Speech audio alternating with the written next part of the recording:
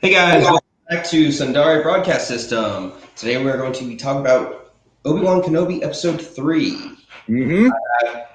Dom here with me today because unfortunately Luke and Jordan could not join us. Jordan is currently at AwesomeCon in DC and it is middle of the night for Luke, so he has work tomorrow. So Yes, work. unable to join us. All righty. And also, this is my dad, everyone. We enjoy having all manner of guests on here. Yep. Just Right, Dom, I'll let you kick things off. All right. So, for starters, we are a Star Wars podcast. We know that, but we don't.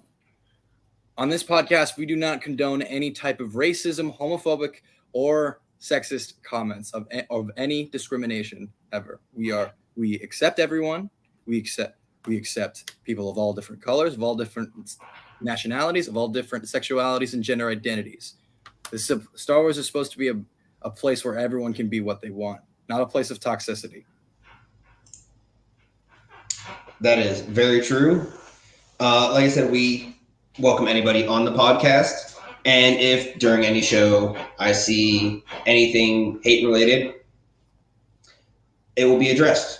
But on to the actual topic of today's episode. We're talking Obi-Wan Episode 3.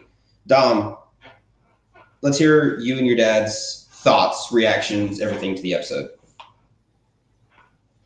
I will say, yep, loved it.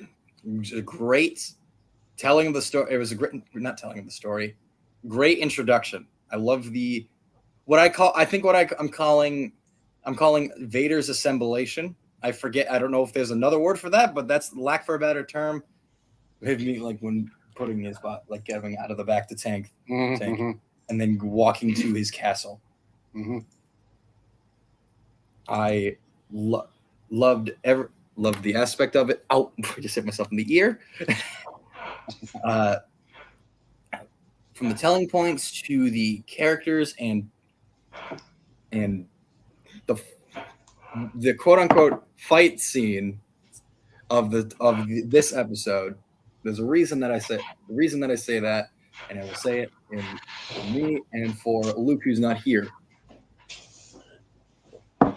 He said that when Obi-Wan and Vader started their altercation, Obi-Wan forgot that it shows that Obi-Wan forgot his training, his teachings because of his isolation. And from 10 years in hiding, there's no time to train, so no need to train. You're trying to hide. You can show it's very well known. It's very show. I'm blanking on the word, but it just shows of how much this has an effect on him, on Obi-Wan.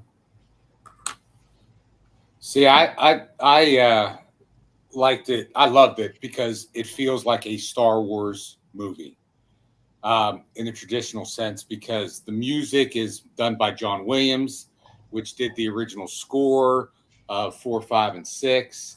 And I'm not sure. I'm drawing a blank on if he did 1, 2, and 3. He did.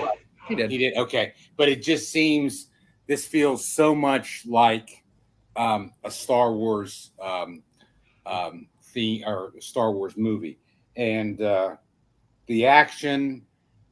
It's not like slow. I feel the Mandalorian kind of comes up slow, but I think this is not slow. It carries how each character has been introduced has carried their scene into the next one, and you're really on the edge of your seat for everything that has been shown.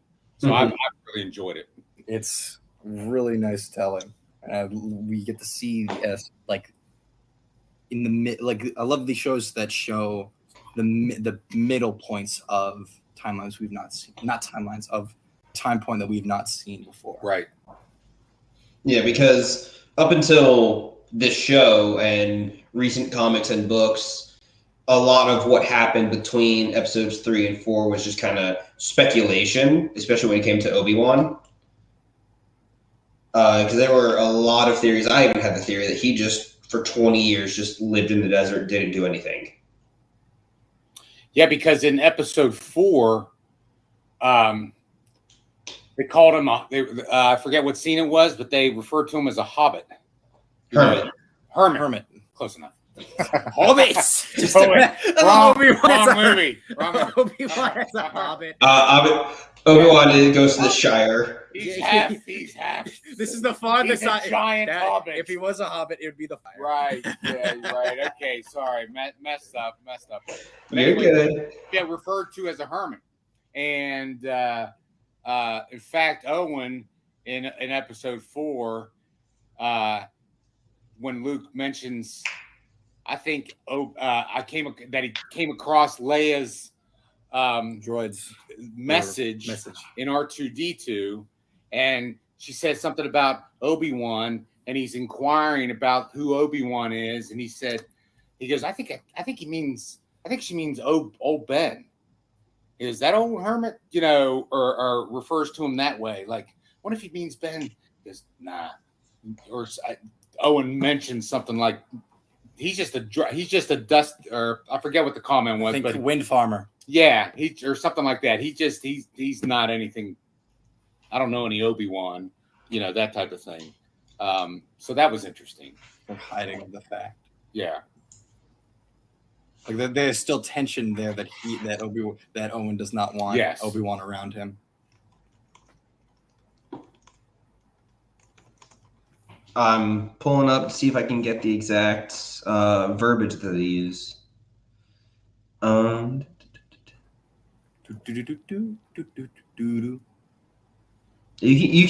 guys can keep talking thoughts, theories, and all that while I look this up. So reason that this helps that this podcast could have been and added to with me on it is because of this guy, since he's gotten me into Star Wars from the very beginning. He saw the first movie 7 times. Yep, 7 times when it first came out in theaters. Mm-hmm. Back when Jabba was not even a hut. He wasn't even a slug.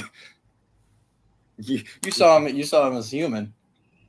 Who, Jabba? Yeah, Jabba. Was he when you saw him? No. Oh no. No, it was how it was in Jabba wasn't in episode 4. He wasn't? No. Jabba the Hutt? Hutt? Was it the he wasn't in until Return of the Jedi. Or I'm sorry. No, was he in? He wasn't really in. He wasn't in Empire Strikes Back either. He was mentioned, but he was in Return of the Jedi. This is what I'm talking about. The original cut. It's the cut. Yeah, that was the just original cut. cut. So So he had a point of reference to. But this is this was. I think they put that scene back in. This was a cut scene of Jabba, but he wasn't told as a slug. He was only said as human. In look, you can see he's got. This was original Jabba where he's got robes and everything. He was the suit. It's not the suit at all. He was. I don't remember him being. They CGI'd. They probably did put him back. They had him walk, and then they covered him up with the CG. If what we're this seems a bit. Yeah, look here. The evolution of. Let me. Am I able to share my screen? I think I am. Yeah. Yeah, you should be able to. Yeah, share screen. Mm-hmm. There. Okay. So are you able to see this? Yeah. All right. So what my dad is talking about, what I'm talking about specifically, is that the evolution of. Let me just open this another tab. Of Jabba throughout the movies and edited stuff. This was Jabba before CGI became prevalent and more I don't know what to call it, but better. Well, because of its time, they had him. He was the point of reference, but he was cut from the scene. They CGI'd him over him, mm-hmm. So Han could have a point of reference of being able to talk to and look at. Mm-hmm. I think this scene was never added. It was originally shot like this. Like this is actually this is costuming. It's like if he was shot over, I understand he that. would have had it would be more motion capture. I think the costuming had to be that wide so they could. I don't know, to be honest with you. That's a good point, but I don't think the human aspect of him was going to be used. Which is why I think it was cut in the first place. Yeah, but then added back when Return of the Jedi came around, and we see Jabba as the slug. Hey Charlie, I think I found. Yeah, I got it pulled up right here. All right, there we go. Yep. So I'm gonna jump in right here. Well, I stumbled across a recording while I was cleaning him. He says he belongs to someone called Obi-Wan Kenobi. I thought he might have meant old Ben. Do you know what he's talking about? Owen said. I wonder if he's related to Ben. That wizard's just a crazy old man. You stay away from him. You hear me? He's dangerous. Now tomorrow I want you to take that R2 unit to Anchorhead and have his memory erased. That'll be the end of it. It belongs to us now. But what if this Obi-Wan comes here looking for him? He won't. I don't even think he exists anymore. He died about the same time as your father. Did he know my father? I told you, forget it. Your only concern is to prepare those new droids for tomorrow. In the morning, I want them up there on the South Ridge working on those condensers. Yep. That's exactly it. That was harder than I would like to find it. Because you think typing in Luke talks about Obi-Wan episode 4 would bring it up. No. Yeah, well, that's what I did, and I was looking for it, and it came up as in the Kenobi ship movie or show, and I'm going, where is that? Come on! And I had to swing down. It still didn't give me as much as you read. Yeah, I found the actual dialogue on the. I don't even remember the website now, but it was like one of those movie websites.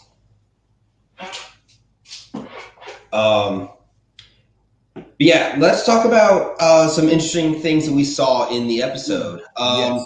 The biggest being the mention in live action of Quinlan Vos. Yeah. Which for those people who don't know who Quinlan Vos is, that is him right there. That is his Clone Wars adaptation. We actually see him in episode 1, The Phantom Menace. He's just sitting off to the side. He has his hood up. He's undercover.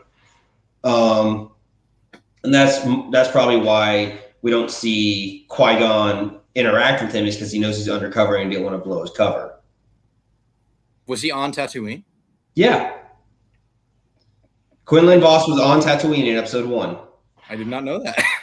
Give me 1 second. That was very unexpected, that name drop. Yes. Because I know from what we know of Quinlan Vos after Order 66, we know he survived because he was there. Yes. But before that, I think either canon or legends, I can't remember, but it's when he and Asajj Ventress, you remember her? Asajj Ventress, they met and they both fell in love with each other. And I think both of them started falling back into the opposite sides of the Force they were on. Yeah, okay. Like Quinlan started to fall into the dark side while Asajj started falling to the light. Oh, he is there. I see him. Sitting at one of the tables. That's interesting. Here. For right now. Oh, there he is. Yeah, he's right there. Right there. Yep, that's it. Oh, hi, Jar Jar. We have this guy. The one who's that's his fault. It's his fault that Palpatine's in power. This is all his. Yes. Why is his fault? He in episode 2 he suggested. So what happened with that is obviously Padme was not on planet when they were talking about the Emergency Military Creation Act. Just a clone. Because there had been assassination attempts on her life, and the Supreme Chancellor and the Jedi Order both agreed that it would be safer for her to go back to Naboo, where she has 24-hour constant guard, and they sent Anakin with her in order to protect her. And it was during that time that they had this emergency Senate meeting in order to talk about the Emergency Military Creation Act, and the Supreme Chancellor didn't have the power needed to just veto the entire Senate and be like, yes, we're going to have this grand army of the Republic. And Jar Jar says we should give him emergency powers in order to kind of speed up the process rather than having to wait for the Senate to vote. It goes to the judicial system to make sure it's constitutional and then come back, and they go with it. They just bypassed all that by giving him emergency powers. Mm-hmm. Okay.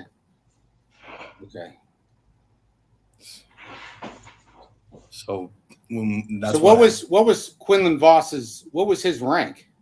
He was a Jedi Master, and he had a very special force ability that he was able to touch an object and see the memories of that object. Oh yeah.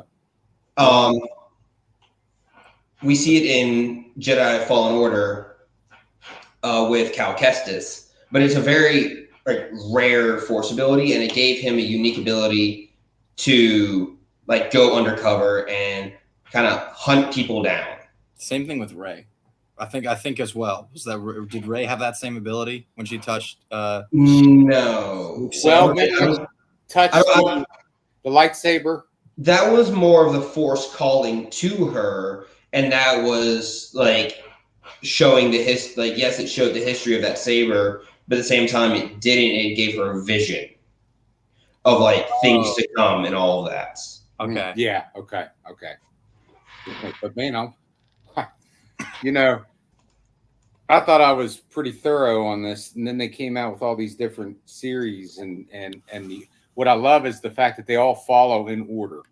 The timelines follow in order, which is really good. But I still have to do a lot of catching up on it. Yeah, I kind of wonder how many people out there are kind of in the same boat as me that still need to do some catching up, because you guys are talking about characters that I have not heard as much as I would like.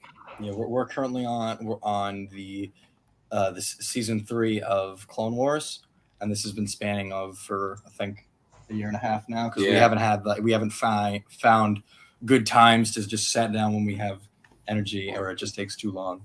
Because I think what could help us is that we start watching at an earlier time, and by that I mean when the sun is out. Yeah, and not when it's night, because that's when we could do that tomorrow. Yeah, start tomorrow. Well, actually, no, we got D&D tomorrow. Oh yeah, that's right. We do. All right, so I have the scene pulled up that I was talking about with Jar Jar in the Senate. I don't know if the audio is going to carry over. I'm still figuring out this whole system here, so let us see. Can you guys hear that? No. Okay, that's.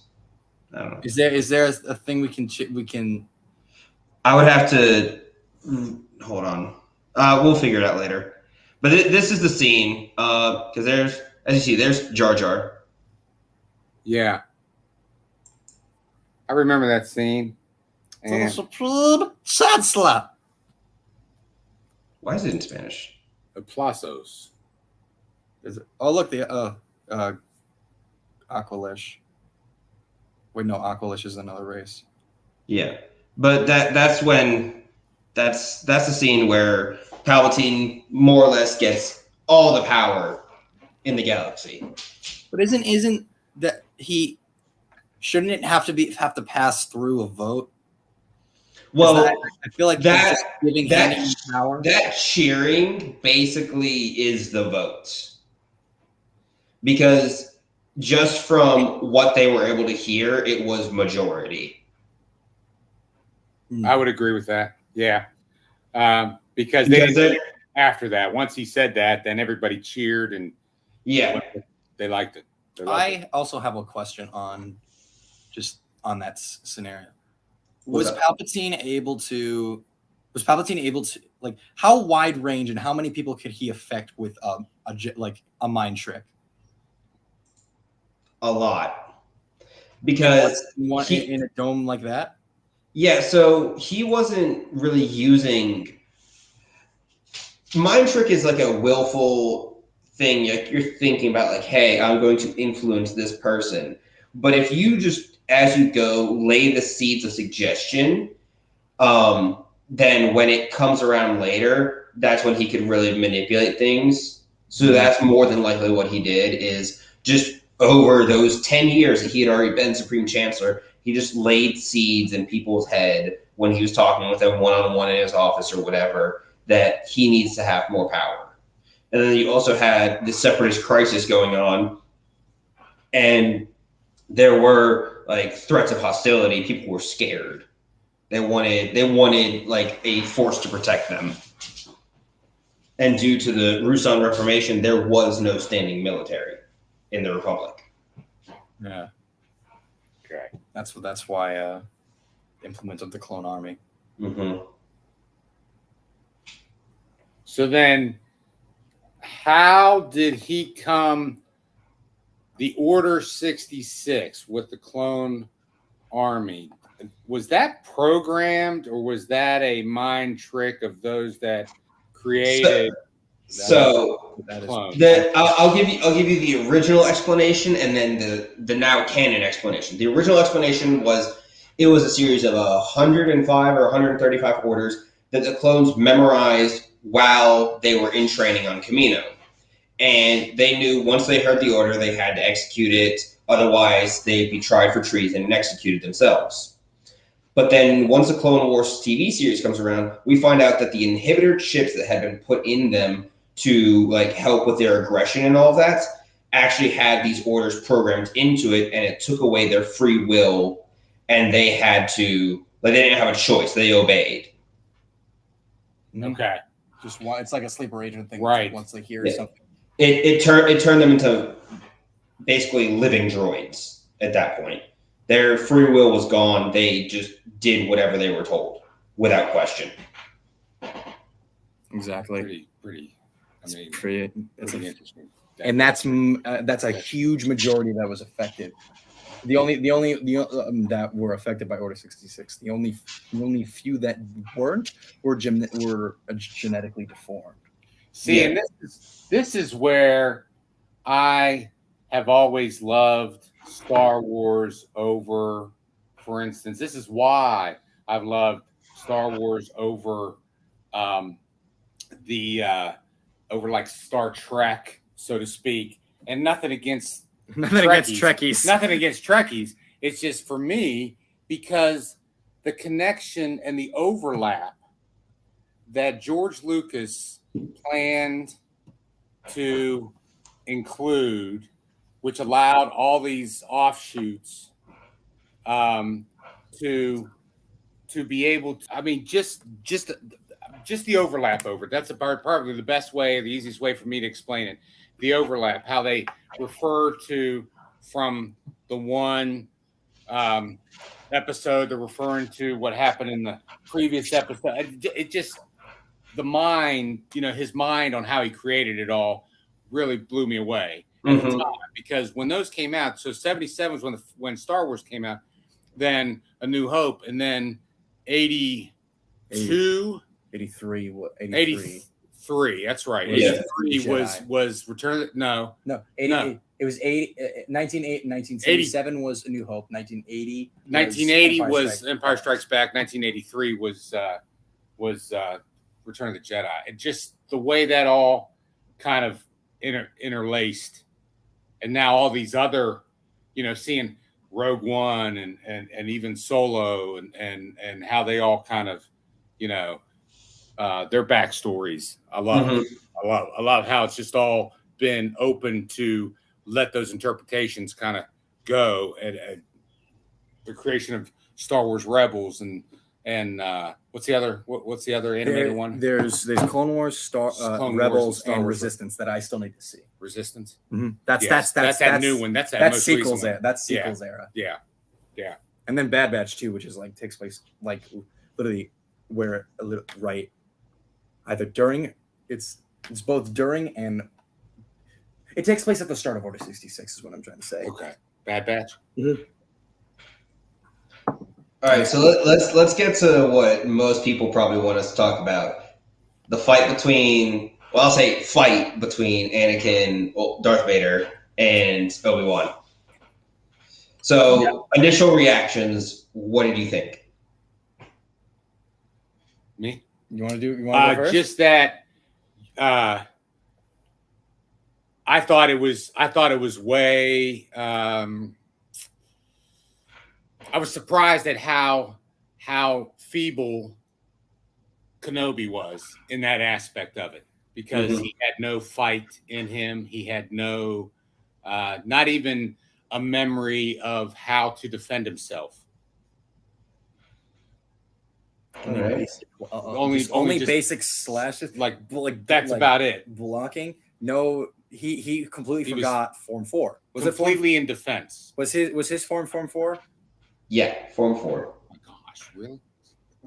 There's Form 4. Yeah, there's different. But there was a moment where we didn't see this, which means he forgot. Yeah. Well, also, like, that entire like sequence honestly gave me Friday the 13th vibes, or Halloween vibes, where Vader was just walking and Obi-Wan was running, but he still managed to always be right there.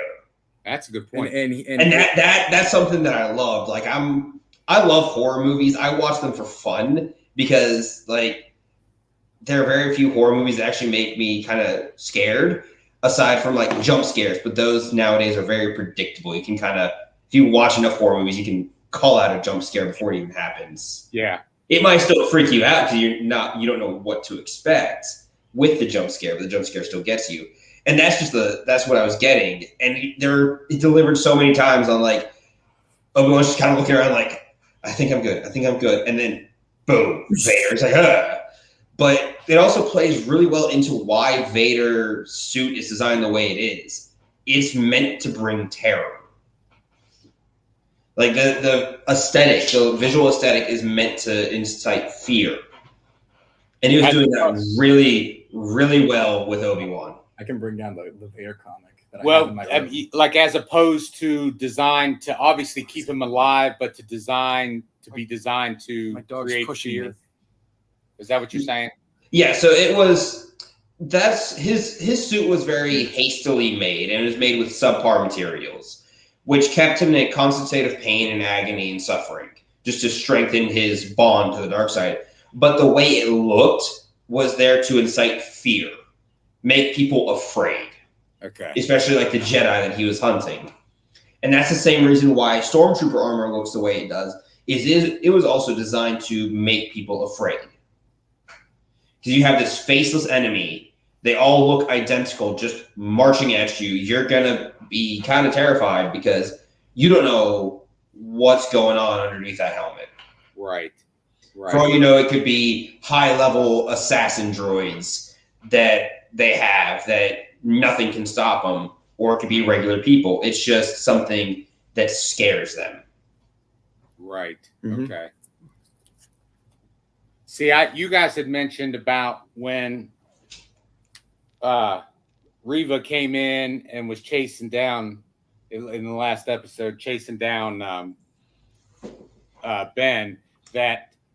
That when she comes out and she goes, Obi-Wan. And I don't know if you've ever seen a movie called Warriors, but I probably have. It's an old, like, gang, New York City gang movie where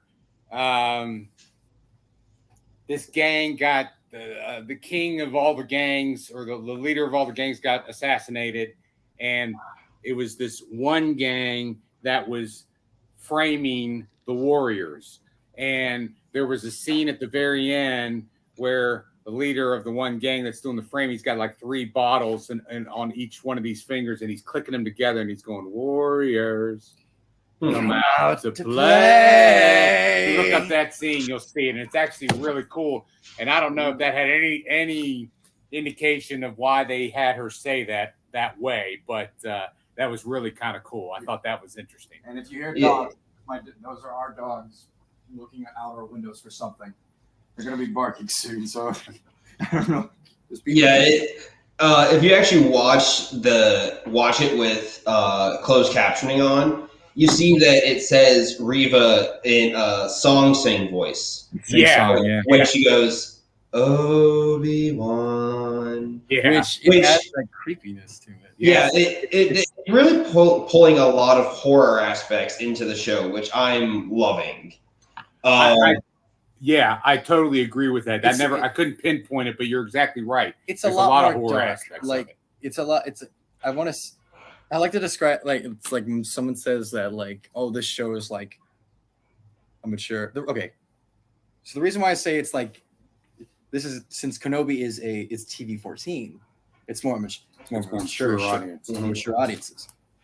I saw another situation like that with there's a Avatar: The Last Airbender live action show that I heard is going to be more mature, and immediately people were starting to think that it was because they're going to add add like romance and relationships to like romance and like sexualizing young kids, and these kids, no wonder why they raise their ages. I'm like, no, it's like because this is going to be a more mature telling of a show that's already been told. It's not going to be always this. What could Love related or not love related? It's not like Mhm. no like tensions. The only tensions would be in a show like that is what we've seen in this recent episode. Like have that those dark elements, the scare elements, maybe more a sight of blood, like limbs getting fallen off, ripped off, or like you actually see people dying because people see people actually dying and being in a gore in a show like live action The Last Airbender, which we could see, similar to how we see like in this episode where this dead trooper gets shot and then falls through the laser gate, cutting him in half. Yeah. Like I've been saying for years that we need to have like a very gritty Galactic Civil War era TV show or movie, something that's very nitty gritty, like the old Vietnam War films, Right. Just set during the Galactic Civil War. And this is delivering on a lot of that stuff that I wanted, and it's doing it's very gritty, but it's very horror-esque, and I'm loving it. It's what like because people wanted that because like for the basics of Clone Wars, Rebels, and Resistance, it was more towards kids because it was shown on channels like Cartoon Network, Disney XD, XD, and just Disney in general, because those are kid shows. You don't want to see like, yes, there's like hints to people dying and people getting shot, but you don't see like they don't show on camera how they're dying. We can guess it, we can hint to it. The illusion is just not on screen. But if we see stuff like this, now, it's like we get to see how it actually affects people. That's the more mature aspect of it. I agree. And so going back to the episode, when Obi-Wan, Leia, and I can't remember her name, but the person that's helping them, there are some people that have actually taken those scenes frame by frame and broken down the Arabish that is in that cave. Well, not that cave, that room. Arabish and is your basic alphabet. Yeah. For people that don't know, Arabish is just the written language of Galactic Basic. And one of them is a High Republic reference for those people that have read the books or the comics. It was in there. It says for light and life, which was more or less the Jedi saying during the Old Republic era or High Republic era. It has the same unity meaning as "May the Force be with you." Okay. Which I read that, I'm like, okay, that's pretty cool, but that actually that leads into a theory that I have when it comes to Reva and her character development through the rest of the series. I think this is just my theory. I don't think she's going to stay Inquisitor for the entire time. Oh, really? Because if you watch that scene where she's in that room, she puts her hand up to the Jedi Order symbol, and it seems like it's painful for her to be there. And then she gets really mad and throws things. And to me, that's like, I'm seeing like she has conflict within her. Does she really want to keep doing this? It's a similar. It's like What? Wait, you first. Sorry. Well, no, I was just going to say. I don't know what I was saying. I was just going to say that the conflict within herself, but when she fell, she's looking for a purpose, and she's the way I look at it is she's looking for a purpose, and she wants to be recognized for her efforts because she feels that she should be definitely higher than where she is. Yeah. And, but also, like, if you look at some of the dialogue that they have in the show, you can tell, like, just based on the dialogue, you can tell she's a fairly new addition to the Inquisitorius. Because they found her in a rut or a ditch. What's that? You were found in the gutter. The gutter, yeah. So it's like, and the fact that he's bringing that up, it seems like it's fairly recent events. Like it's a fairly recent event, like maybe the past year or two. So, go ahead. I'm sorry, Charlie. Because like if you work with somebody for, we'll say like a year, when you first started with them and went a year later, they're going to be an entirely different person. There's going to be a lot of growth, hopefully. But you still have, like, you still know, like, remember when they first came there. So it's going to be something you can bring up. Like, if somebody, like, let's say I'm the manager at a store, and somebody comes up and is like, I can do your job better than you, but like, I could just tell them, like, no, you can't. I've been doing this for so long, and you're still new. Even after a year, you're still new. In my book, experience outranks everything. But it's giving me those vibes that we're going to see, like, Trilla, what happened with Trilla in Jedi Fallen Order. She died. She did. Trilla did die at the end of Fallen Order. But the entire game, we see her, she just wants to destroy everything Jedi. And then when it finally comes down to her being able to get her praise, get what she wants. I'll be right back. Sorry. She gets scared, and she more or less apologizes for what she's done. She turns back into a scared kid, and Vader says, "You have failed me, Inquisitor." And her last words are, "Avenge us," talking about the Jedi. Okay. And then Vader strikes her down. So do you think that's where that's Reva's path, basically, is your guess? I don't know about her dying like that, but I do think it's going to be similar where she goes through all this time of wanting to destroy everything Jedi, especially Obi-Wan. Because it's, like I said in the last episode on Monday, her drive to find Obi-Wan is very personal. It seems too personal to be like, oh, it's just a mission from the Inquisitorius. She has something against Obi-Wan right now, and she's trying to get to him to fulfill that need for, like, revenge or whatever. But I feel like when it comes down to it and she's finally face to face with him, she might turn into a scared kid again. Yeah, that's interesting because it does seem very personal, like you said. And I am kind of curious on where I did get that feeling, but I didn't grasp it or stay on it just to say, I wonder what that hate is from. Mm-hmm. So I kind of got the hate from, like, she wants to be, well, then here you go. Probably because she was minimized as a Jedi. Well, she was still a youngling whenever Order 66 happened. Well, that's true. Yeah. Okay. Yeah, because it's only been 10 years, but you can still be technically a youngling up until like you're 14 years old.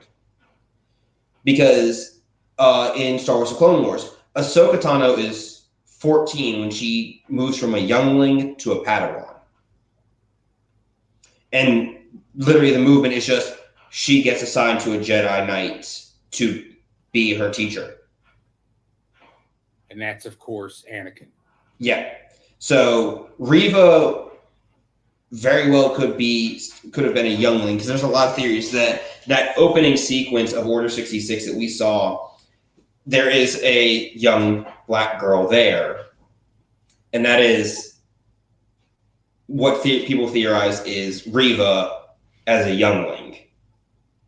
Okay. Because in the grand scheme of things, it doesn't make sense to show that particular sequence of events, those younglings training, running out, and that night, the Jedi Knight dying in front, Jedi Knight or Jedi Master dying in front of them, if it didn't tie into the greater arcing story, i.e., that one youngling could have been Reva. I agree with that, and that brings up another thing of why I love it so much with the shows, because they do those scenes, those reference scenes of basically kind of refreshing your memory of what happened back then to bring it up to where it is today. You get to see another point of how it affected in another point. Yeah, this is galaxy wide. So I still kind of wonder. I do still kind of wonder where her hatred's from. Like, there's something that seems to be personal. Well, yeah, it's real personal. That's what Charlie was just saying. But I don't know if I grasp. I'm kind of at a loss of words there. So, what's that?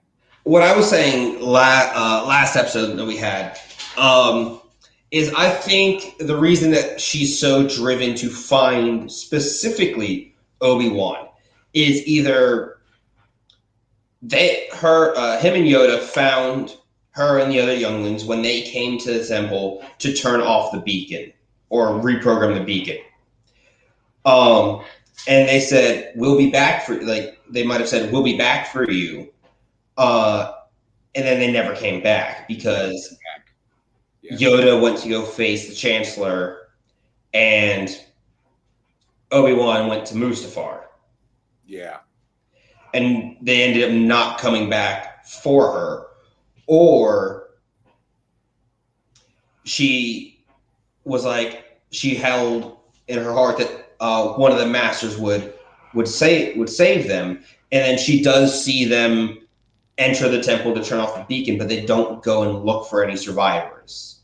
They just go in, do their business, and leave. And she holds a disdain that she was trapped there or wherever she got trapped or was left drifting, and she blames Obi-Wan for not saving her. That's a good theory. I mean, that's a really good theory, and that's probably very accurate when it comes to that, because that's the only thing you really can grasp out of that, for the basis that they were, for what they said, because we'll be back for you. I remember him saying that, we'll be back for you, and then they never came. Mm-hmm. That happened in I don't remember. That was in Zemo? Oh, no. That's right.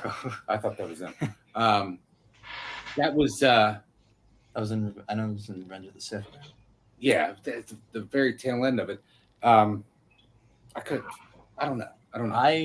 For right now, I cannot recall. I think I will probably after the show watch the Revenge of the Sith again. I got to do some refreshers, because I've lost. I've got a lot of things, and I'm getting them mixed up. But I'm gonna have to do some refreshers. We're gonna have to watch a lot. That's what I'm saying. We gotta start. How often are you guys going to be doing the podcast? Every Saturday at 7:00 p.m. Eastern Standard Time. Which will be, and Luke will Well, okay. If he doesn't have to work, if he doesn't have to stay. work. He can stay. Yeah. Yeah, for Luke, it would be midnight Greenwich Mean Time. For Jordan, it will be 6 p.m. Central Time. Okay. That's right. He's in Texas. Yes. Right He's now. currently in DC at AwesomeCon. What So is that? it's another like comic book convention. Oh, cool. Very cool. He's up there with the Republic Rangers, which is a TikTok group of cosplayers who are really big on TikTok. They make really nice like clone, like they wear their own clone armor. Oh, yeah. And Jordan's actually kind of working with them to see if they'll come on the show, either as a group or one at a time. So we're in the works to get more people on the show. that would be really cool. That would be really cool. There's also a point that I want to talk about this episode. There's a lot of within the episodes references back to the movies, lines from the show, lines from I think specifically the movies, but and then he did mention Quinlan, which is from Clone Wars. Do you think we'll able to see flashbacks taken from Clone Wars? Because I feel we're only getting like the live action aspect of it, but do you think we'll get like? Do you think that'll exclude? I think it does. I think it does. If they do flashbacks, they probably will do a full live action remake of that scene. That way it doesn't look weird in the episode, because to me it looked a little bit weird. So, someone remembering something and it's animated, and then the next thing there's live action. I remember when Anakin had a weird square voice. Had a square face. Their walking cycle was like this. Yeah. Yeah. But that also brings up this next question. Yesterday when I was I think off my lap, yesterday when waiting to get picked up by you, I was looking at animated deleted scene animated deleted scenes from Clone Wars. Mm-hmm. I looked at the one where Obi-Wan and Anakin were camping on this one planet, and Anakin was at this point in the show blaming himself for Ahsoka Lee. Yeah, I remember seeing that. Ahsoka. Sorry, I didn't. Big spoiler. That was in Clone Wars. I kind of did a big. Way to ruin it for me. Yeah, I'm sorry. That's okay. Well, because Olivia ruined it for me the other day. Ezra did? Well, yeah, about. Never mind. I'm not going to say, because who knows who's watching and is in my boat and hasn't seen it. So apologies. Yeah. That's what I was. They were using, but the animator was using. They were using 3D models that had the facial features of Hayden Christensen for Anakin and Ewan McGregor for Obi-Wan, like using, like reanimating and seeing what they would look like. Mm-hmm. I think that was also a deleted scene from Clone Wars. I think that also has potential. I think that we may have potential of seeing that be played by Ewan and Hayden, but just like flashback. Even though Anakin's voice may have changed, I think Hayden's voice now, his voice now, actor, like his voice fits, like Clone Wars Anakin more. You see what I'm saying? Mm-hmm.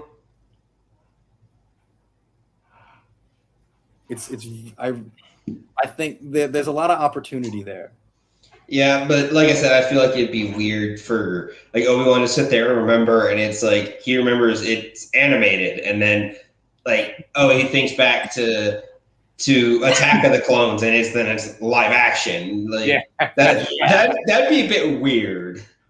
That wouldn't. Yeah, that definitely wouldn't fit. So that's why I'm saying they probably will do like live action remakes of any flashbacks, more than likely, just to make it kind of flow with the rest of the show better.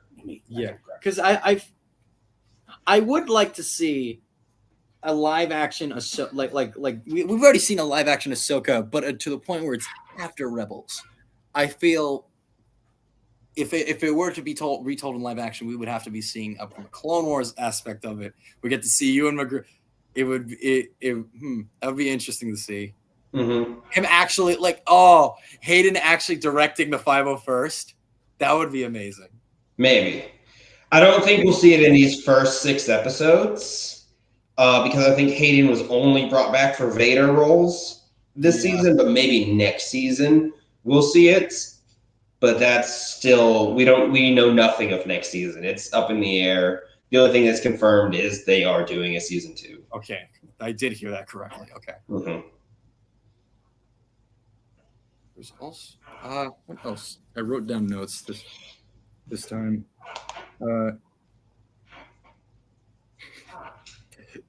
Freck. I wrote, this is my note. Enter Freck, Imperial, Confederate, and Republican Trump supporter equivalent. But yeah, I'm so sorry, but Freck is that kind of character who is basically he does know what he thinks he's doing, but like just hop in.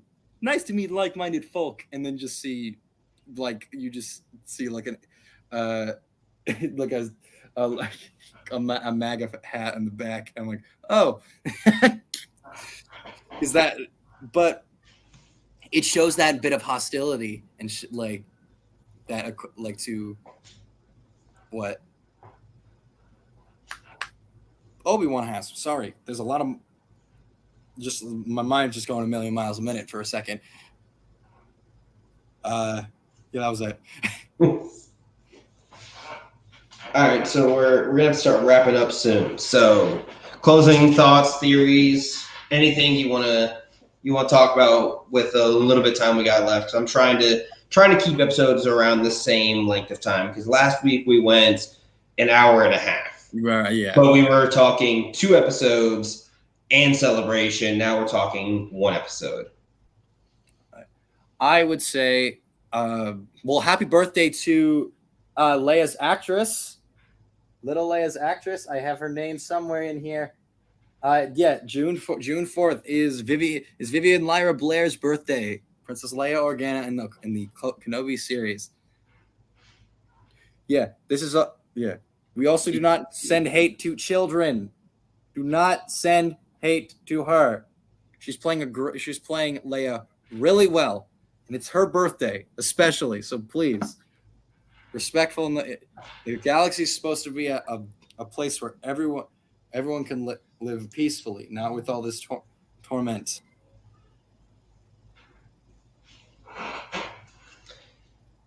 Yes. Yeah. Let me think. Is there anything else I want to talk about before we close out for the week? We talk about. Well, there was probably not irrelevant, but I was gonna. Well, Obi-Wan's he describes his like faint memories of his family before joining the Jedi, which is interesting. His sort of the most important thing that we didn't even talk about. Vader's revenge on Obi-Wan. So I don't yet. I think it was more him toying with Obi-Wan, because he wants revenge on Obi-Wan. The man in front of him, to him, is not Obi-Wan. The man who can barely hold a saber is running scared and is more or less lets himself get grabbed by his opponent's force grip. That's not Obi-Wan. He wants Obi-Wan. He wants revenge on Obi-Wan. So I feel like that was more of him trying to force Obi-Wan to snap out of it and go back to the Obi-Wan that he was during the Clone Wars. Mm-hmm. It's that same. which I feel it's also that same mentality with Riva. It's that it's the revenge portion, but Riva just wants Obi-Wan because it's Obi-Wan. She does not care that like Vader does about it's not the Obi-Wan that he knows. No, it's just Obi-Wan right within his. Depending on if he's weak or grown old, it's still Obi-Wan, and that is the goal. Mm-hmm. One thing that I want to talk about before we close out. Let's just take a moment to talk about how Riva just automatically found the exit to the tunnel. Okay. And also, I want to point out that when we see the pilot's body, that is a Rebel pilot helmet. That was Rebellion. Which it's not surprising that the Rebellion will be helping smuggle out Force sensitives and Jedi and all this other stuff. But it's cool to see that. That's technically the first drop of Rebel. Technically, timeline wise, which if we watched from episode 1, 2, and 3, then we go to Bad Batch and then Kenobi. In timeline order, he would have been that body would be the first sighting of a Rebel in live action.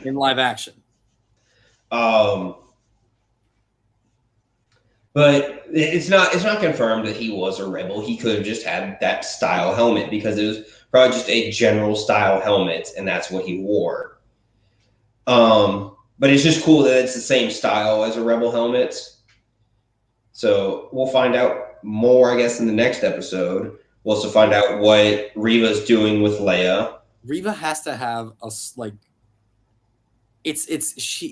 she's figuring out how she goes into a house where she has no familiarity with, but somehow knows and finds can figure out where a secret passage is. Well, when she was in the room, the hidden room, she threw things, and then when she saw where they landed, she saw a button, or where they came from, she saw a button that opened up the passageway. When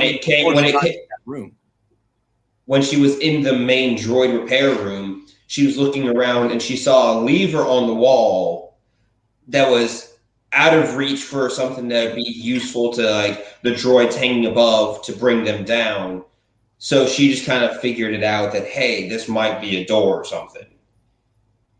Because if you go into a room and you see hanging parts, and then you'd think that the lever to move those parts along or drop those parts down would be right in easy reach, just right there. But then the lever's out of the way, kind of has stuff blocking it. You'd think, hey, this doesn't. Something's not right with this lever. So it's just her being really smart and figuring it out. And the fact that she's able to run to the other side. But she's also running against a 10-year-old, so. Yeah, but even though we don't talk about that chase sequence on Alderaan. We don't talk about that. No. I mean, no. She finds the other side of the tunnel. Yeah, but it would be safe to assume that tunnel might have led because she can read Arabish. That's the standard language in Star Wars. So she could read it. So she probably assumed that was a holding, a hideout until they were ready to leave planets. And she probably was this might come out at the port, at the landing pad. So she probably went there on a hunch and figured it out. Yeah. I also want to talk another point before we go. This is just a quick one. Aside, we saw that for Light and Life was that reference of High Republic was in that place. But I think another reference could be how how Obi-Wan describes his perception of the Force. Yeah, it's kind higher of cool. Like I'd have sort to of. No, it's just how it's basically. I'd have to reread the High Republic books to see if that is like just if I interpret the same thing. Every Jedi has, according to in the High Republic books, sees the Force in their own way. Yeah, like Avar Kriss, to her, it's a song. For it's a song. Elzar Man, it's an ocean. Mm-hmm. It's a waving ocean. And we see for Obi-Wan, it is just as simple as a light. Yeah. You want to add? Or he made it, or he put it in simple terms for a 10-year-old. That is true. Because it's probably the same way that they did it in the temple, is they put it into simple terms for the younglings to kind of grasp, be like, oh yeah, that makes sense. As opposed to where it's the Force surrounds us, penetrates us. Like to a child, to a child that's like, what? What's this crazy old man talking about?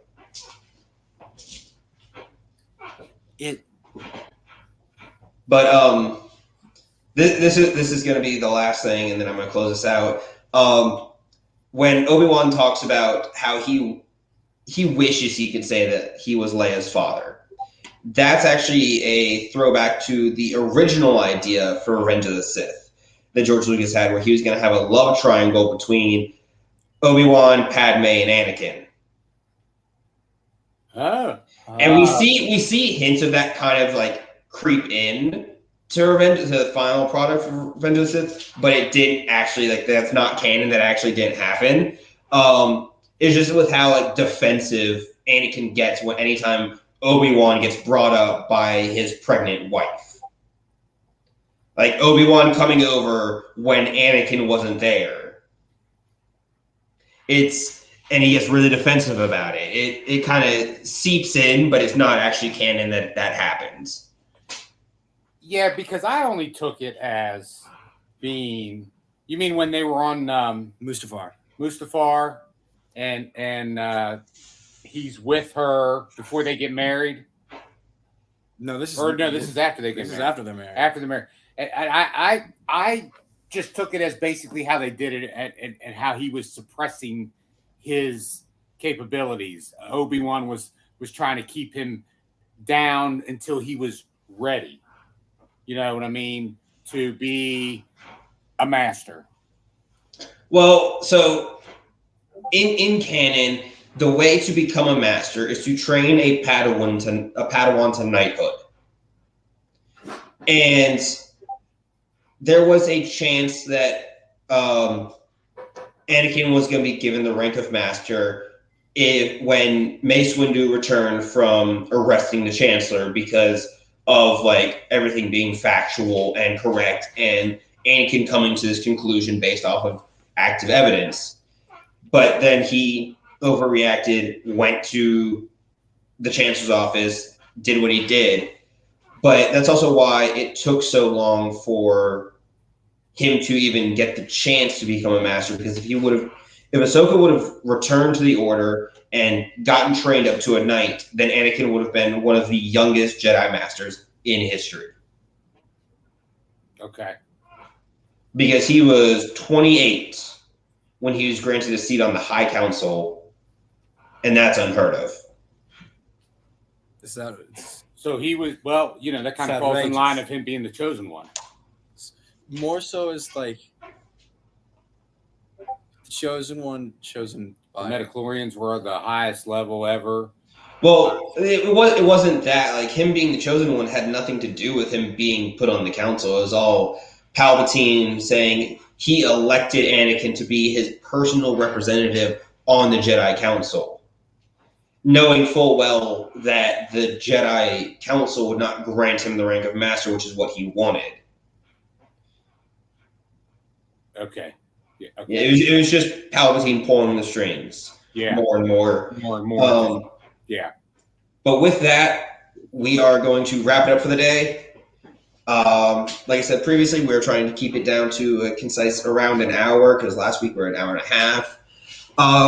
Dom, where can people find you on social media?